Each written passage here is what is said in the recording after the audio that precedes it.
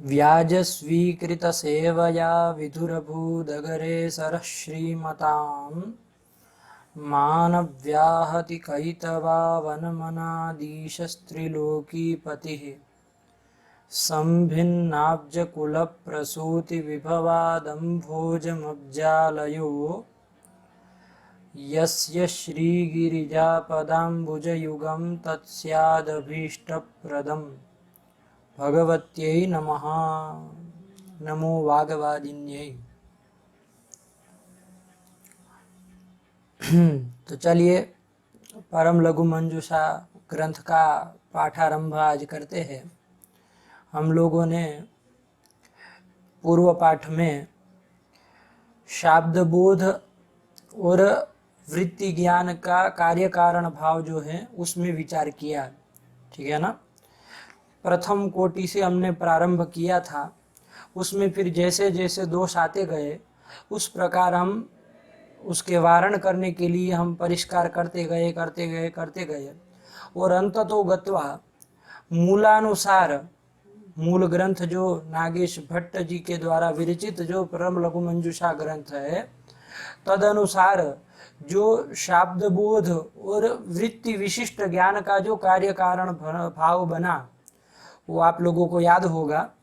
तो वो शाब्दबोध और वृत्ति विशिष्ट ज्ञान का कार्य कारण भाव कहा कि तद्धर्मावच्छिन्न विषयक शाब्द बुद्धित्वावच्छिन्नं प्रति तद्धर्मावच्छिन्न निरूपित वृत्ति विशिष्ट ज्ञानम कारणम, ये उन्होंने शाब्दबोध और वृत्ति विशिष्ट ज्ञान का कार्य कारण भाव बनाया।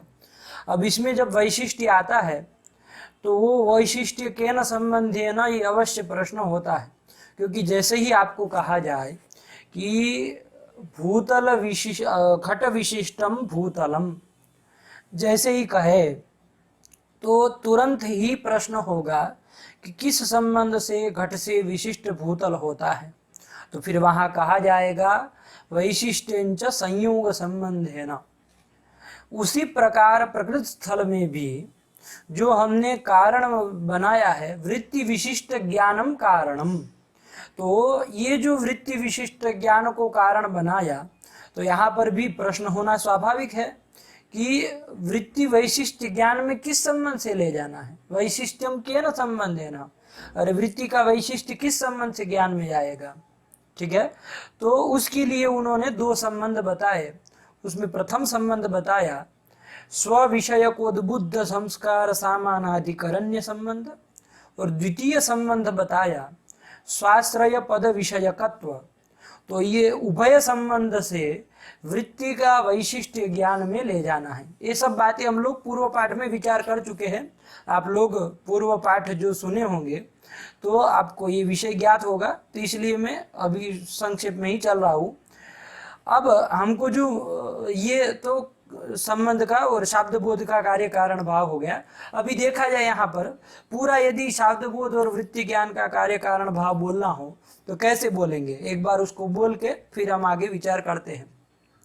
तो उसको बोलेंगे तद्धर्मावच्छिन्न विषयक शाब्द बुद्धित्वावच्छिन्नं प्रति तद्धर्मावच्छिन्न निरूपित वृत्ति विशिष्ट ज्ञानम कारणम वैशिष्ट्यंच स्वविषयकोद्बुद्ध संस्कार सामानाधिकरण्य स्वाश्रय पद विषयकत्व ये तदुभय संबंधेन।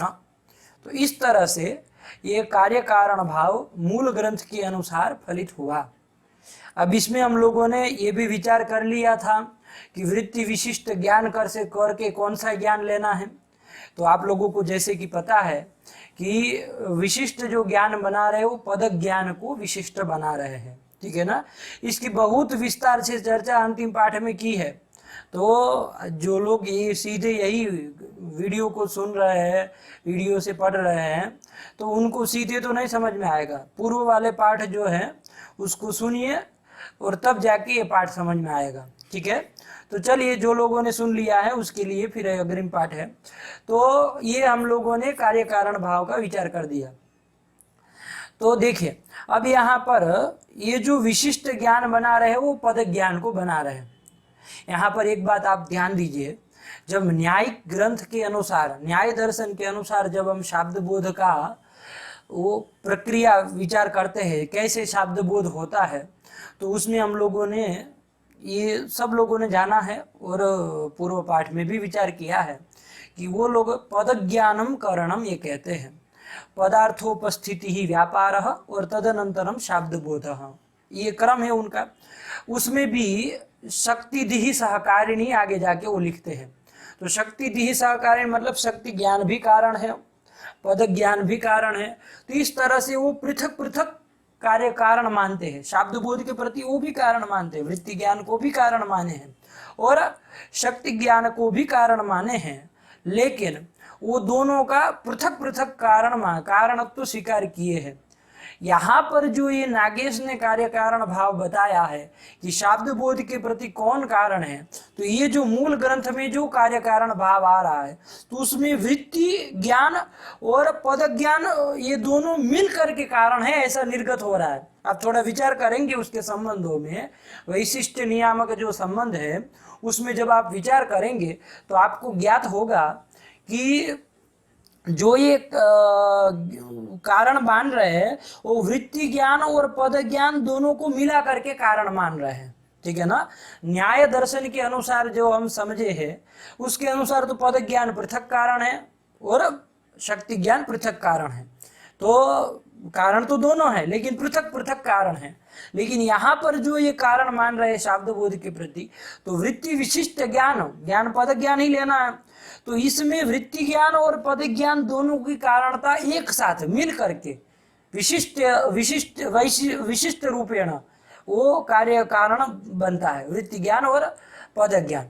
अभी जैसे घटाएंगे एक दो जगह तो आप लोग समझ जाएंगे कि हाँ यही बात आ रही है, ठीक है ना। तो अभी चला जाए, जैसे जहां पर किसी व्यक्ति को घट पदार्थ कंबुग्रीवादि मदर्थो बोद्धव्य, इस तरह का शक्ति ज्ञान हो गया कि घट पद का ये घटत्वावच्छिन्न जो घट है वो उसका अर्थ है, इस तरह का जिसको वृत्ति ज्ञान हो गया है, ठीक। अब वो वृत्ति ज्ञान तो अनुभवात्मक है, तो 2 क्षण रहेगा, तीसरे क्षण में तो नष्ट हो जाता है। ज्ञान को चूंकि द्विक्षणावस्था ही मानते हैं, तो तृतीय क्षण में वो ज्ञान तो नष्ट हो जाने वाला है, लेकिन वो ज्ञान जाते जाते क्या कर देगा, उसके संस्कार उत्पन्न कर देगा, तद विषयक संस्कार उत्पन्न कर देगा। और जब कालांतर में वो पुरुष जब घटपट आदि पदों को सुनेगा, श्रावण प्रत्यक्ष करेगा, तब क्या होगा, उसको जो वृत्ति ज्ञान किया था पूर्व काल में, उस वृत्ति ज्ञान का, संबंध ज्ञान का, पद पदार्थ के संबंध के ज्ञान का स्मरण हो जाएगा, ये उद्बोधक हो जाएगा। पद ज्ञान जो है उद्बोधक की तरह पड़ेगा तो उद्बोधक हो जाएगा। तो इस तरह से क्या हो गया, उसका संस्कार जो था वृत्ति ज्ञान का जो पूर्व में वो किया था वो संस्कार उद्बुद्ध हो जाएगा और उसके बाद पदार्थोपस्थिति हो जाएगी और शाब्द बोध हो जाएगा। इस तरह से करते हैं। ये तो शाब्द बोध की वस्तुतः प्रक्रिया हुई कि ऐसा होता है।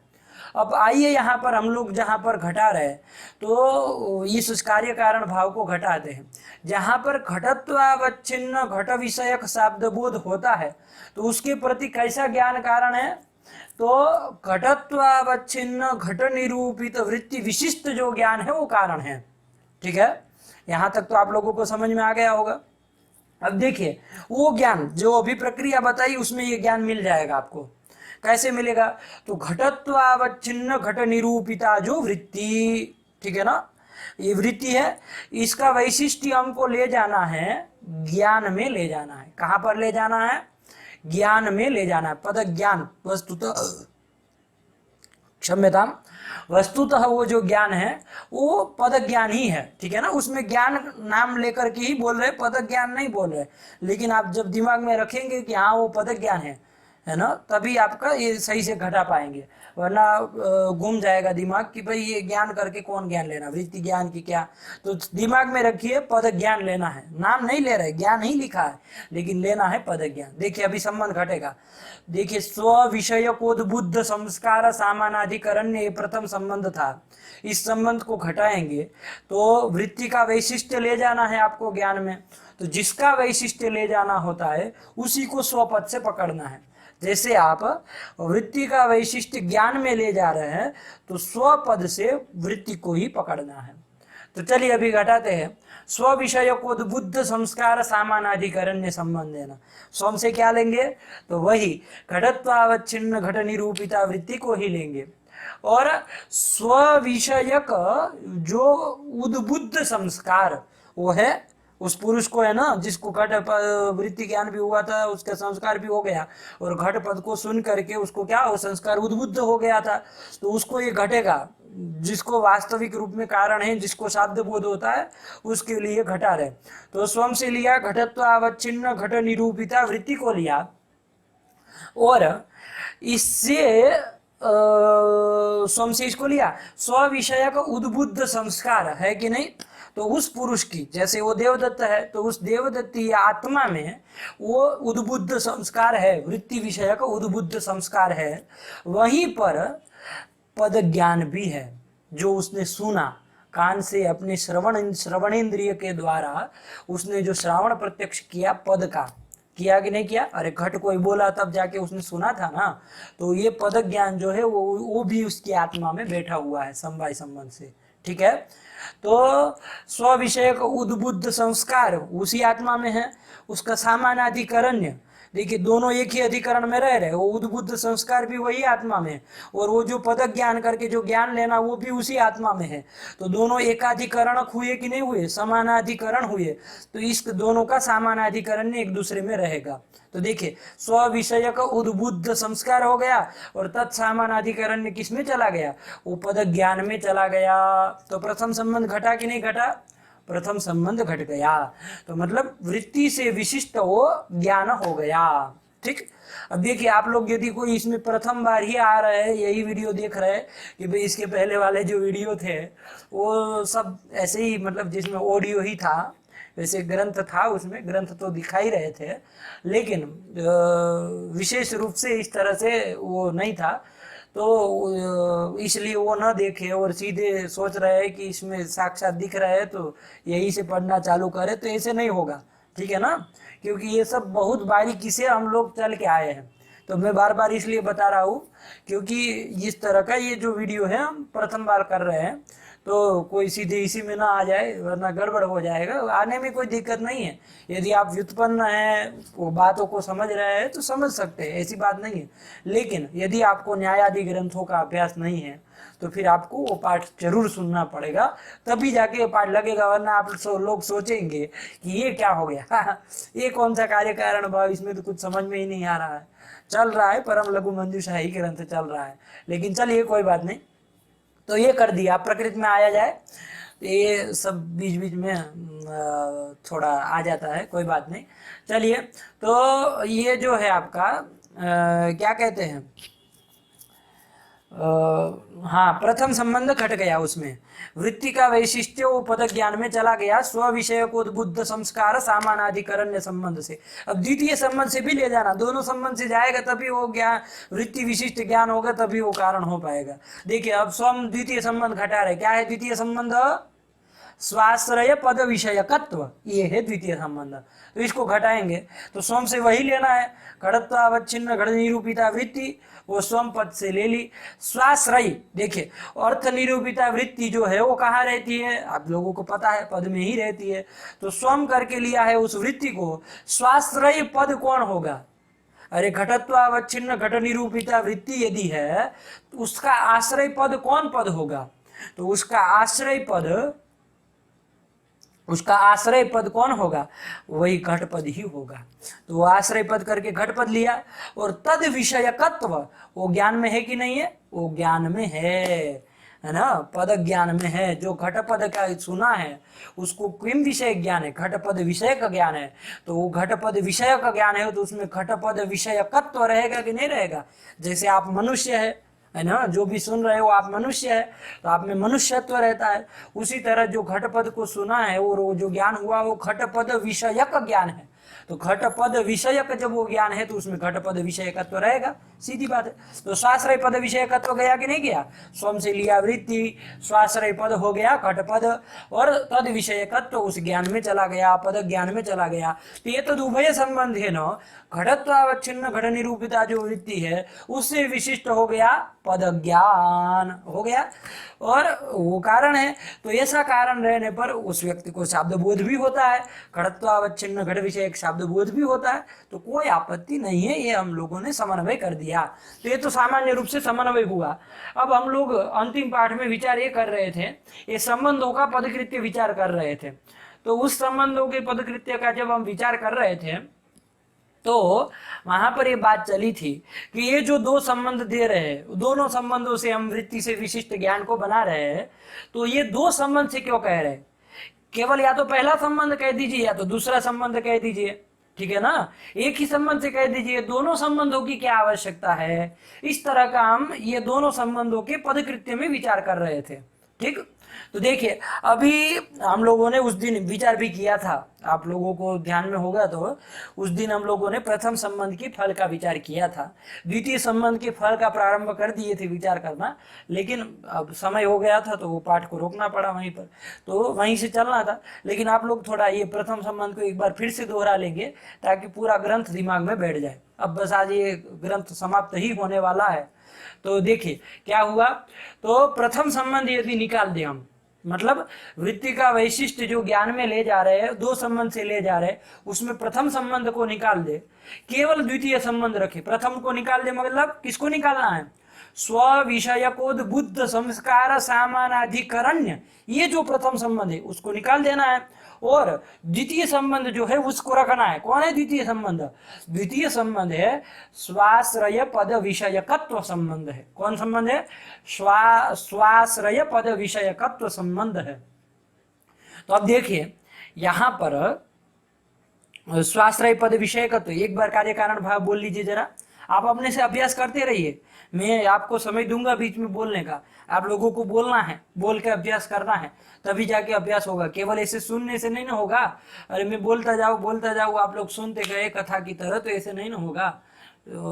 उसको बोलिए आप, मैं जब पूछता हूँ आपको कोई प्रश्न तो आप उत्तर दीजिए, अपना बोलिए, भले कोई नहीं सुन रहा आपको, आप अपने को उत्तर दीजिए, है ना। मैं तो नहीं सुनूंगा आपको, लेकिन उस समय जब बोलेंगे तो, लेकिन आप बोलिए, उसको बोलने का अभ्यास करिए तो आएगा। तो क्या बनेगा, जब प्रथम संबंध को निकाल देंगे, केवल द्वितीय संबंध रखेंगे, तो क्या कार्य कारण भाव बनेगा, तो कार्य कारण भाव ये बनेगा कि तद्धर्मावच्छिन्न विषयक शाब्द बुद्धित्वावच्छिन्नम प्रति तद्धर्मावच्छिन्न निरूपित वृत्ति विशिष्ट ज्ञानम कारणम, इसमें तो कोई अंतर नहीं। वैशिष्ट्यंच स्वाश्रय पद विषयकत्व संबंधेन, ठीक है ना। अब देखिए दो संबंध भी नहीं है तो उभय संबंध है कहने की जरूरत ही नहीं है, केवल द्वितीय संबंध है तो केवल उसी को कहा जाए स्वाश्रय पद विषयकत्व संबंध है ना। तो यही हमने कर दिया। ये यदि केवल बना दी जाए, इसको आप 4-5 बार इस वीडियो को रोक के इसको 4-5 बार बोलने का अभ्यास करिए ताकि वो दिमाग में बैठ जाए, ठीक है ना। तो चलिए, तो इस तरह से हमने जब ये कार्य कारण भाव रखेंगे, प्रथम संबंध का निवेश नहीं करेंगे, तो कहाँ पर आपत्ति हुई थी, दी थी, तो आपत्ति दी थी कि ऐसा पुरुष है ना, जैसे चैत्र है, चैत्र नामक कोई व्यक्ति है, वो चैत्र नामक व्यक्ति को घट पद का क्या अर्थ है इस तरह का ज्ञान नहीं हुआ है, ठीक है ना।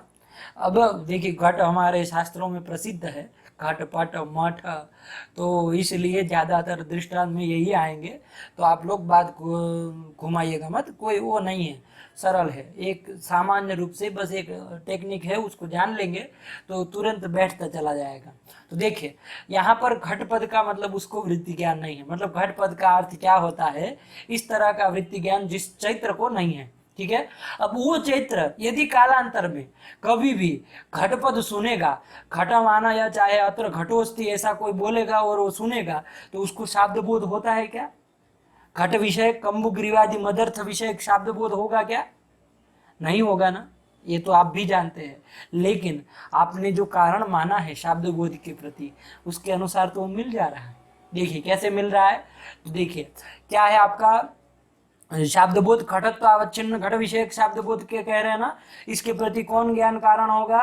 तो घटत्व अवच्छिन्न घट निरूपित वृत्ति विशिष्ट ज्ञानम कारणम वैशिष्ट्यंच स्वाश्रय पद विषयकत्व संबंधेन। अब देखिए वो चैत्र आदमी ने क्या किया है, चैत्र व्यक्ति जो है उसने घट पद को सुना है, तो घट पद विषयक उसको ज्ञान है। इदानीं पाठो चलति, यदि अनावश्यकम अस्ति चेत् मास्तु। चलिए तो क्षम्यतां, थोड़ा बीच में हो गया। चलिए क्या आया, तो हम लोग, हाँ, तो प्रथम संबंध का निवेश ने कि यहाँ पर जिस व्यक्ति को घटत्वावच्छिन्न घट विषयक शब्द बोध कब होगा, तो जब इस तरह का वृत्ति ज्ञान रहेगा तब होगा। तो अब जो चैत्र व्यक्ति है उसको केवल घटपद का शक्ति ज्ञान नहीं है, लेकिन क्या है, घटपद को केवल वो सुना है, तो उसको घटपद का शब्द बोध नहीं होगा। ये व्यवहार सिद्ध है, आप भी समझ रहे हैं। जिसको पता ही नहीं है कि घटपद का अर्थ क्या है, वो घटपद सुन लेगा तो उसको कहाँ पर शब्द बोध होने वाला है, शब्द बोध नहीं होगा। लेकिन देखिए होता क्या है, आपने अब शब्द बोध होने की आपत्ति आएगी। क्यों? क्योंकि आपने प्रथम संबंध नहीं रखा, केवल द्वितीय संबंध रखा है, तो कारण तो बन जाएगा। कैसे? तो देखिए कारण क्या है, घटत्व अवच्छिन्न घट निरूपित वृत्ति विशिष्ट ज्ञानम कारणम। तो देखिए घटत्व अवच्छिन्न घट निरूपिता जो वृत्ति है, ठीक है ना, वृत्ति, अब उसको ज्ञान है नहीं है उससे हमें कोई मतलब नहीं है, हम नहीं कह रहे उसको ज्ञान है, लेकिन घटत्व अवच्छिन्न घट निरूपिता वृत्ति होती है कि नहीं होती है? होती है। इसका वैशिष्ट्य यदि ज्ञान में चला जाए, जो वो चैत्र आदमी है वो घट पद को सुना है, श्रावण प्रत्यक्ष किया है, उसको घट विषयक पद ज्ञान, घट पद विषय का ज्ञान है, ऐसे व्यक्ति को वो कारण मिले वृत्ति विशिष्ट ज्ञान उसको है। कैसे? तो घटत्वावच्छिन्न घट निरूपिता जो वृत्ति है वो स्वपद से ली, स्वाश्रय पद हो गया, घट पद हो गया, इसमें तो कोई आपत्ति नहीं है ना, वो तो होता ही है सामान्य रूप से। उस आपको ज्ञान हो, चाहे चैत्र को हो, देवदत्त को हो, न हो, उससे कोई मतलब नहीं है। घटत्व अवच्छिन्न घट निरूपिता वृत्ति का आश्रय पद घट पद होता है, ठीक। अब इस पद विषयकत्व उस ज्ञान में है कि नहीं है, जो उसने सुना है, श्रावण प्रत्यक्ष किया है, तो घट पद विषय का ज्ञान उसके आत्मा में है, तो उस ज्ञान में स्वाश्रय पद विषयकत्व संबंध है ना, वृत्ति का वैशिष्ट्य चला जाएगा कि नहीं चला जाएगा? स्वयं से घटत्व चिन्ह घट निरूपिता वृत्ति स्वाश्रय पद घटपद तद विषयकत्व उस ज्ञान में चला जाएगा, घटपद के ज्ञान में तो चला गया, तो कारण विद्यमान है। तो घटत्वावच्छिन्न घट निरूपित घटत्वावच्छिन्न घट विषय शब्द बोध होना चाहिए, होता नहीं है, तो शब्द बोध की आपत्ति आएगी कि नहीं आएगी? तो ये आपत्ति को वारण करने के लिए प्रथम संबंध का निवेश करना पड़ेगा, ठीक है। अभी साथ साथ में देखिए, मैं वो प्रथम संबंध का चूंकि हम पहले चर्चा कर चुके हैं, इसलिए हम प्रथम संबंध का साथ ही साथ में एक और फल दे रहे हैं। अभी उसका ये प्रथम जो दोष आया, शब्द बोधापत्ति आई, यदि प्रथम संबंध नहीं देंगे तो यहाँ पर शब्द बोध की आपत्ति आएगी।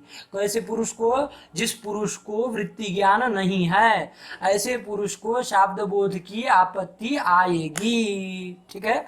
यहाँ तक तो बात हो गई। अब उस शब्द बोध की आपत्ति प्रथम संबंध का निवेश करेंगे तो कैसे वारित होगी, उसकी हम चर्चा करते हैं। तो एक दोष आप समझ के रखिए, प्रथम संबंध निवेश नहीं करेंगे तो एक दोष बन गया, कैसे? अगृहीत वृत्ति ऐसे शब्द प्रयोग किया है, मतलब जिस पुरुष ने वृत्ति का ग्रहण नहीं किया है, वृत्ति का ज्ञान जिसको नहीं हुआ है, ऐसे पुरुष को भी शब्द बोध होने लगेगा।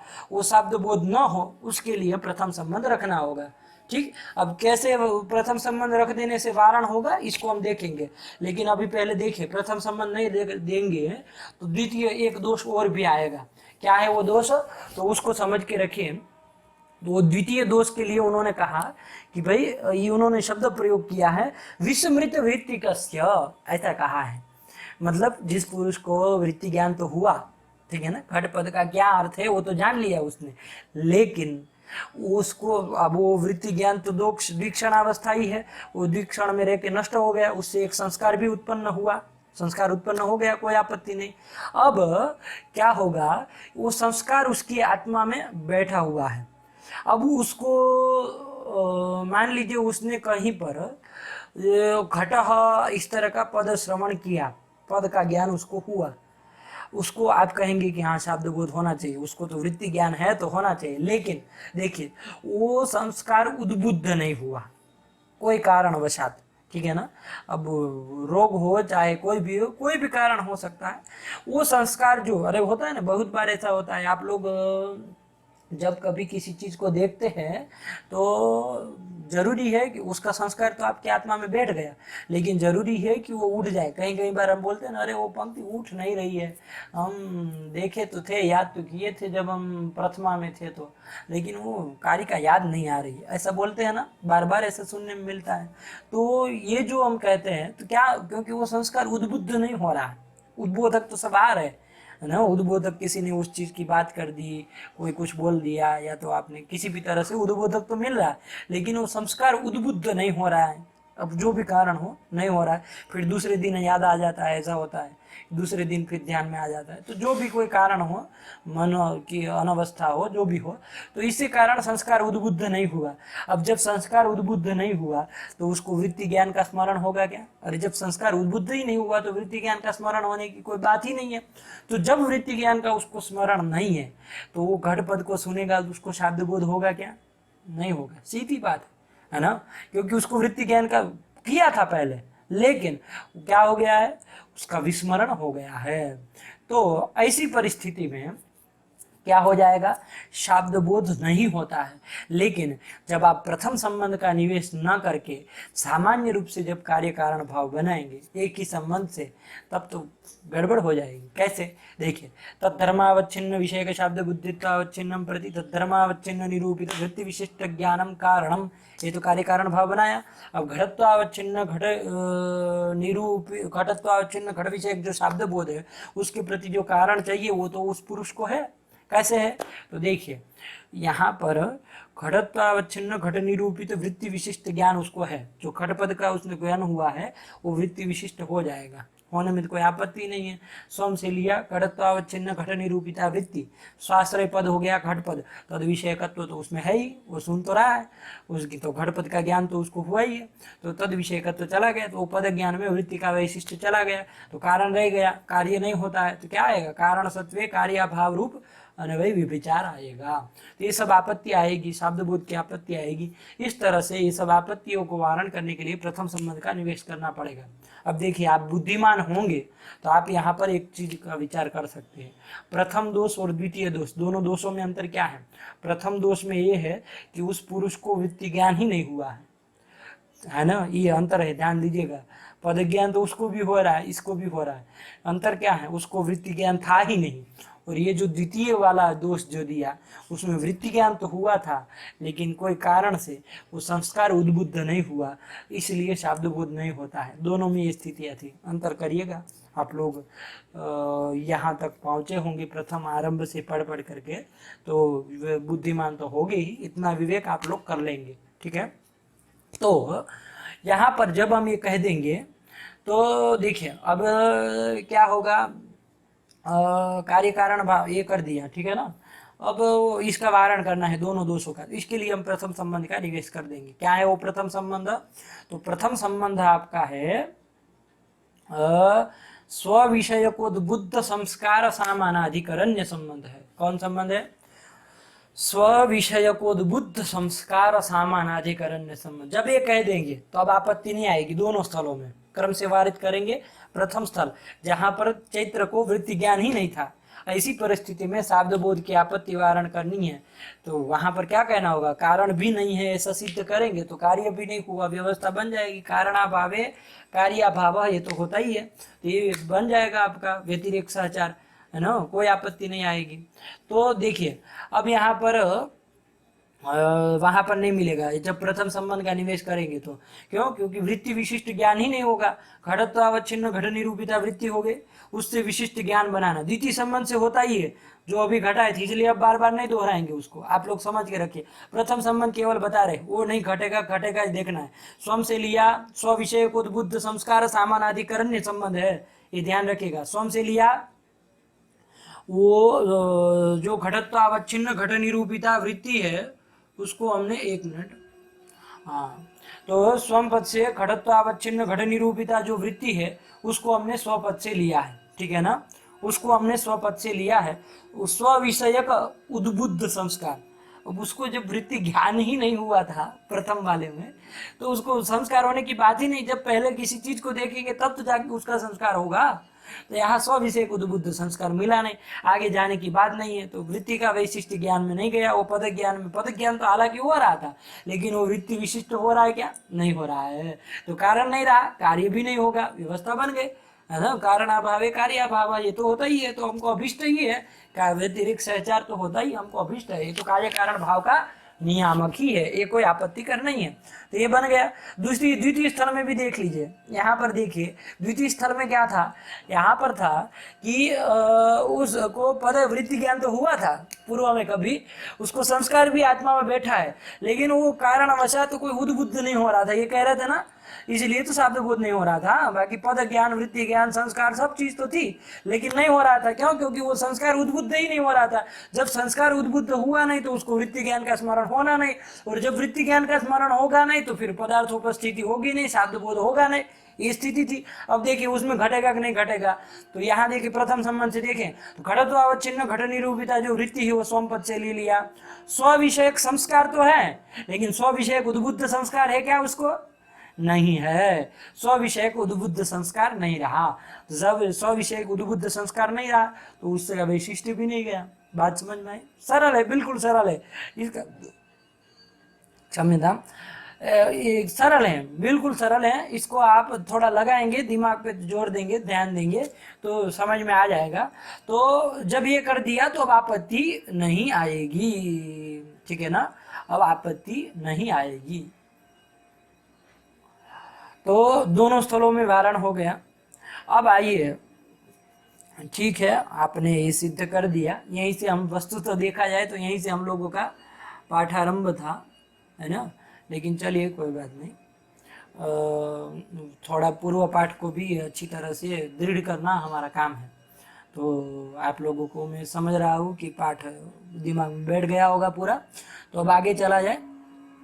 अब यहाँ पर प्रश्न ये आता है कि ठीक है पंडित जी, आपने ये कर दिया, कोई दिक्कत नहीं कि भाई वृत्ति विशिष्ट जो ज्ञान है वो कारण होता है, ये बना दिया, और उसमें प्रथम संबंध वैशिष्ट में नियामक प्रथम संबंध भी देना पड़ेगा, ये भी सिद्ध कर दिया। तो फिर केवल प्रथम संबंध को ही दीजिए ना, द्वितीय संबंध क्यों दे रहे हैं, ये प्रश्न है। द्वितीय संबंध को क्यों दे रहे हैं, ये प्रश्न है। ठीक, तो द्वितीय संबंध को नहीं निकाल देंगे तो क्या बनेगा, एक बार बोलिए, इसका भी अभ्यास करिए। क्या बनेगा? शब्द बोध और वृत्ति ज्ञान का कार्य कारण भाव। तो उसका बनेगा तद्धर्मावच्छिन्न विषयक शब्द बुद्धित्वावच्छिन्नं प्रति तद्धर्मावच्छिन्न निरूपित वृत्ति विशिष्ट ज्ञानम कारणम वैशिष्ट्यंच स्वविषयकोद्बुद्ध संस्कार सामानाधिकरण्य संबंध है। हाँ, एक ही कहेंगे ना प्रथम वाला, द्वितीय तो कहना नहीं है, तो द्वितीय को हटा दिया। तो चलिए, जब ये करेंगे तो कहाँ आपत्ति आएगी? वो जो अगृहित वृत्तिक पुरुष को तो शब्द बोध की आपत्ति आएगी नहीं, विस्मृत वृत्ति का जो पुरुष है उसको भी शब्द बोध की आपत्ति आएगी नहीं। अब आपत्ति किसको आएगी? तो वहां पर आपत्ति के लिए कह रहे हैं। तो क्या कह रहे हैं, देखिए उसके लिए दिया तत्पदम अजानतः। क्या कहे? तत्पदम अजानतः। जैसे, अब इसको समझिए, थोड़ा बारीकी से समझना पड़ेगा कि जैसे देवदत्त को ले लिया जाए, देवदत्त पुरुष है, उसको वृत्ति ज्ञान तो हो गया, खट पद से कौन से अर्थ को समझा जाए, ये उसको वृत्ति ज्ञान हो गया है कि घट पदार्थ घटत्वावच्छिन्नो घटो बोध्य, ठीक है ना। इस तरह का उसको वृत्ति ज्ञान हो गया, उसका आत्मा में संस्कार भी हो, वृत्ति ज्ञान नष्ट हो गया 2 क्षण के बाद, है ना। और उसको फिर उसके आत्मा में संस्कार तो तद विषय बन ही जाएगा जब उसको अनुभव हुआ था वृत्ति ज्ञान का उसके बाद। तो चलिए, तो उसके द्वारा संस्कार एक उसके आत्मा में बैठ गया, ठीक है ना। उसके आत्मा में एक घटत्वावच्छिन्न घटपद बोध्य ये तद विषय का संस्कार उसकी आत्मा में विद्यमान है। अब आत्मा में विद्यमान है, ध्यान दीजिएगा। अब परिस्थिति समझिए, तभी जाके समझ में आएगा। अब उसको होता क्या है, जब घटपद सुनेगा कालांतर में वो कभी, तो ये संस्कार उद्बुद्ध हो जाएगा और वृत्ति ज्ञान का स्मरण हो जाएगा और पदार्थ उपस्थिति हो जाएगी, शब्द बोध हो जाएगा। ये तो होता है, ये तो इसमें तो शब्द बोध हो जाएगा, कोई आपत्ति नहीं। लेकिन वो घटपद मान लीजिए, इसको तो वृत्ति ज्ञान कभी हुआ, उसका संस्कार भी उसके आत्मा में बैठा हुआ है, और मान लीजिए वो घटपद को ना सुने, घटपद को नहीं सुनता है, तो उसको शब्द बोध होगा क्या? घटपद सुना ही नहीं है, ठीक है, ज्ञान माना या ऐसा कुछ सुना, चाहे कुछ भी नहीं सुना, कोई दिक्कत नहीं, घटपद को नहीं सुना है, घटपद का ज्ञान नहीं हुआ है, तो आप बताइए अपनी ओर से, यदि घटपद का ज्ञान ही उसको नहीं हुआ, शब्द बोध होगा क्या? घट विषय नहीं होगा। आपका उत्तर यही होगा कि भाई शब्द बोध नहीं होगा। ठीक है, आपका उत्तर सही है, शब्द बोध नहीं होगा। लेकिन देखिए, ये आपत्ति आएगी शब्द बोध की इसमें, कैसे? क्योंकि आपने प्रथम संबंध केवल रखा, द्वितीय संबंध तो रखा नहीं है। अब हुआ क्या, वो देवदत्त को वृत्ति ज्ञान हुआ है, आप कंडीशन ध्यान रखिए, वृत्ति ज्ञान हुआ, वृत्ति ज्ञान के बाद उसको तद विषय संस्कार भी उसकी आत्मा में है, और एक बात और कि वो किसी चीज को देख करके, मान लीजिए घट को ही देख लिया हो, है ना, घटपद को सुना नहीं है, घटपद को वो घड़े को आंख से, अपनी आंख से देख रहा है, अब उसको घड़े को देख करके उसको मान लीजिए वो संस्कार उद्बुद्ध हो गया, जो उसको पहले वृत्ति ज्ञान हुआ था। अरे पद को सुनकर भी उद्बुद्ध हो सकता है, और उसका अर्थ को देख करके भी तो हो सकता है, जरूरी है कि घटपद को सुन करके ही वो संस्कार उद्बुद्ध हो। घटपद नहीं सुना है, घट को देख लिया, चाहे घट का कोई चित्र देख लिया, जिस तरह से भी उसने सुन लिया। अब हुआ क्या, उसका जो वो संस्कार पड़ा हुआ था वृत्ति विषय को, उद्बुद्ध हो गया, उद्बुद्ध हो गया, वृत्ति का स्मरण हो जाएगा, ठीक है, कोई बात नहीं। वो घट को आंख से देख रहा है, उसको घट विषय एक शब्द बोध हुआ है, कहा जाएगा क्या? उसको शब्द बोध होगा क्या? शब्द बोध नहीं होगा। आप कहेंगे वो घट को देख रहा है, ज्ञान तो हो रहा है, तो वो प्रत्यक्ष ज्ञान कहिए उसको, चाक्षुष प्रत्यक्ष कहिए उसको, चक्षुर इंद्रिय के द्वारा वो ज्ञान कर रहा है, तो चाक्षुष प्रत्यक्ष है। लेकिन उसको शब्द बोध होगा क्या? शब्द बोध नहीं हुआ, क्योंकि उसको पद ज्ञान नहीं हुआ है। अब देखिए, आपने द्वितीय संबंध यदि निवेश नहीं करेंगे तो यहाँ शब्द बोध की आपत्ति आएगी। कैसे आएगी? तो कारण देखिए, पहले सीधे कारण में घटाते, कारण यदि मिल जाएगा तो घटत्वावच्छिन्न घट विषय शब्द बोध हो ही जाएगा। तो कारण घटा है, तो घटत्वावच्छिन्न घट निरूपिता जो वृत्ति है, ठीक है, उसका वैशिष्ट ज्ञान में ले जाना। देखिए यहाँ जो ज्ञान है उसमें पद नहीं जुड़ा हुआ है, पद ज्ञान ऐसे नहीं लिखा, ज्ञान को ही, मैंने आपको शुरुआत में भी बताया कि ज्ञान को ही विशिष्ट बना रहे हैं, पद ज्ञान को विशिष्ट, मतलब पद ज्ञान को ही विशिष्ट, लेकिन ज्ञान कह के बोल रहे, पद जो का प्रवेश नहीं किया है, वो तो मैंने आपको समझाने के लिए बताया कि वो ज्ञान करके पद ज्ञान ही लेना है, क्योंकि आप लोग के दिमाग में घुस पाए बात, ठीक है ना, तो इसलिए बताया। अब आप लोग ध्यान दीजिए, वो ज्ञान करके, अब हम ये वृत्ति विशिष्ट ज्ञान करके कोई भी ज्ञान ले लिया, आपने द्वितीय संबंध का निवेश नहीं किया, देख लिया जाए, स्वयं से लिया घटत्वावच्छिन्न घट निरूपिता वृत्ति, स्व विषयक जो उद्बुद्ध संस्कार है, वो घड़े को देख के, चाहे घड़े के चित्र को देख के उसको संस्कार उद्बुद्ध हो गया, है ना, तो उद्बुद्ध संस्कार है। और तत्सामानाधिकरण्य, उस प्रत्यक्षात्मक जो ज्ञान है, घड़े को जो दिख रहा है आंख चक्षुर इंद्रिय के द्वारा, वो भी ज्ञान ही है ना, चाक्षुष प्रत्यक्ष ज्ञान है, तो उसमें वो सामानाधिकरण्य चला गया, मतलब वृत्ति का वैशिष्ट चला गया। मतलब देखिए, स्वयं से लिया वो वृत्ति, तो स्व विषयक जो उद्बुद्ध संस्कार है ही, वो उसकी आत्मा में है, उसी आत्मा में वो चाक्षुष प्रत्यक्ष भी है घड़े का, तो प्रत्यक्ष ज्ञान भी है, तो स्व विषयक उद्बुद्ध संस्कार का सामानाधिकरण्य उस चाक्षुष प्रत्यक्ष ज्ञान में चला गया कि नहीं चला गया? तो अभी ज्ञान करके हम उसको ले रहे, ठीक है ना, क्योंकि पद तो वो कोई सुन नहीं रहा है, तो ज्ञान करके यही ज्ञान ले लिया, तो स्ववृत्ति का वैशिष्ट उस ज्ञान में चला गया कि नहीं चला गया? तो ज्ञान वृत्ति विशिष्ट ज्ञान हो गया, तो कारण बन गया कि नहीं बन गया? अब शब्द बोध होने की आपत्ति आएगी, कारण रह गया तो कार्य होना चाहिए ना, शब्द बोध होना चाहिए, घटत्वावच्छिन्न घट विषय एक शब्द बोध, लेकिन होता नहीं है। आपत्ति समझ में आई? ठीक है ना। तो कहीं यदि आप लोगों को इस पाठ को समझने में यदि कोई दिक्कत हो, कोई समस्या हो, तो आप मुझे बाद में फ़ोन करके भी पूछ सकते हैं। और यदि फ़ोन नंबर नहीं है वगैरह वगैरह जो भी समस्या है, फ़ोन करना नहीं आ रहा है, फ़ोन नहीं लग रहा है क्या कुछ, तो आप कमेंट बॉक्स में आप कमेंट करके भी आपका प्रश्न रख सकते हैं। मैं प्रयास करूँगा और आपके उत्तर देने का प्रयास करूँगा, ठीक है ना, उत्तर दूंगा आपको। तो चलिए, तो यदि कहीं ना समझ में आए पाठ में कोई भी प्रश्न, तो आप बीच में पूछ लिया करिए, ठीक है ना, आप कमेंट बॉक्स में डाल दीजिए, मैं आपका उत्तर दे दूंगा, ठीक है ना। जल्दी से जल्दी दे दूंगा। चलिए तो आइए, तो फिर यहाँ पर ये सकारण रह गए, एक बार फिर से घटा दूँ आपको दिमाग में बैठ जाए। तो देखिए ध्यान दीजिए, फिर से एक बार बता रहा हूँ, संक्षेप में बताऊंगा। स्वयं से लिया घटत्वावच्छिन्न घट निरूपिता वृत्ति, उस वृत्ति का वैशिष्ट्य ज्ञान में ले जाना है। वो ज्ञान करके कोई भी ज्ञान हो सकता है, ठीक है ना। तो चलिए वो करेंगे। तो स्वयं से लिया वो वृत्ति, स्व विषय उद्बुद्ध संस्कार, वो संस्कार उद्बुद्ध हो गया, मैंने आपको परिस्थिति बता दी। तो न यदि समझ में आए तो परिस्थिति फिर से सुनिए, है ना, ध्यान रखिए, एक एक बात का समझ के चलिए। तो वो संस्कार उद्बुद्ध हो गया घट पदार्थ को देख के, तो उद्बुद्ध संस्कार हो गया, वो उसके आत्मा में उद्बुद्ध संस्कार है, वहीं पर चाक्षुष प्रत्यक्ष ज्ञान भी बैठा हुआ है। तो उस चाक्षुष प्रत्यक्ष जो ज्ञान है घड़े का, उसमें स्व विषय उद्बुद्ध संस्कार सामानाधिकरण ने चला गया कि नहीं चला गया, तो वृत्ति विशिष्ट ज्ञान मिल गया कि नहीं मिल गया, मिल गया। तो कारण है तो कार्य शब्द बोध होना चाहिए, घटत्वावच्छिन्न घट विषय शब्द बोध होता नहीं है, तो शब्द बोध की आपत्ति आएगी। इस आपत्ति का वारण करने के लिए हम द्वितीय संबंध का निवेश करेंगे। बात समझ में आई? क्या निवेश करेंगे? शास्त्र पद विषयकत्व। देखिए कितना सरल है, एक बार आप थोड़ा ध्यान से देखेंगे ना, एक एक पंक्ति बैठती चलती है। देखिए द्वितीय संबंध क्या है? स्वाश्रय पद विषयकत्व संबंध है। इसको घटाइए, स्वयं से लेंगे, क्या लेंगे? स्वयं से वही वृत्ति लेंगे, अब नहीं घटेगा। स्वयं से लेंगे वो घटत्वावच्छिन्न घट निरूपिता वृत्ति, शास्त्रीय पद हो गया, खट पद हो गया, शास्त्रीय पद खट पद ही हुआ ना। तद विषय का तो उस ज्ञान में है क्या? जो चाक्षुष प्रत्यक्ष ज्ञान है। अरे घट थोड़ी ना आंख से देखेगा, वो तो घड़े को, उस घड़ा जो पदार्थ है ऐसा गोला गोल मटोल, उस घड़े को देखेगा तब जाके उसको चाक्षुष प्रत्यक्ष वो ज्ञान है ना। उसमें घट पद विषयकत्व है क्या? कम्बुग्रीवादी मदर्थ विषयक तो है वो, घट पद विषयक है क्या वो? अरे पद का विषय चाक्षुष प्रत्यक्ष में थोड़ी ना होता है।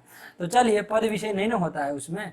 तो देखिए, तो स्वाश्रय पद घट पद तद विषय का तो उस ज्ञान में नहीं गया, और ऐसा कोई ज्ञान है भी नहीं, घट पद को तो वो सुना भी नहीं है, तो शास्त्रीय पद विषय का तो जाना नहीं है। तो किसी भी तरह से वो द्वितीय संबंध से वृत्ति विशिष्ट ज्ञान नहीं हुआ।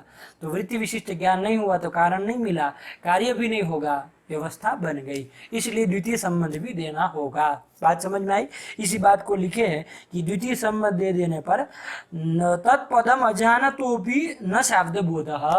हमने इसके पूर्व पाठ में पूरी पंक्ति का अन्वय किया था, अभी केवल इतने अंश को लेके चलते हैं कि इस तरह का द्वितीय संबंध का जब हम निवेश कर देंगे, क्या बोलेंगे? द्वितीय संबंध से निवेशादेव तत्पदम अजानतः घटपदम अजानतः न शाब्द बोध, ये कह दिया, ठीक है ना। तो चलिए ये आप, मैं समझ रहा हूँ आप लोग समझ गए होंगे। इसके आगे चला जाए। इसके आगे का है कि भाई हाँ, यही द्वितीय संबंध का ही और फल देते, जैसे प्रथम संबंध में 2 फल दिए थे ना, उसी तरह द्वितीय संबंध के भी और 2 फल दे रहे हैं। तो एक तो आपको समझ में आ गया कि तत्पदम अजानतः शब्द बोधापत्ति वारणाय द्वितीय संबंध उपादीयते, ये हो गया, निष्कर्ष यही निकला। तो चलिए, तो द्वितीय संबंध यदि न दे और भी एक जगह आपत्ति, मैं आपको परिस्थिति बता देता हूँ क्या है।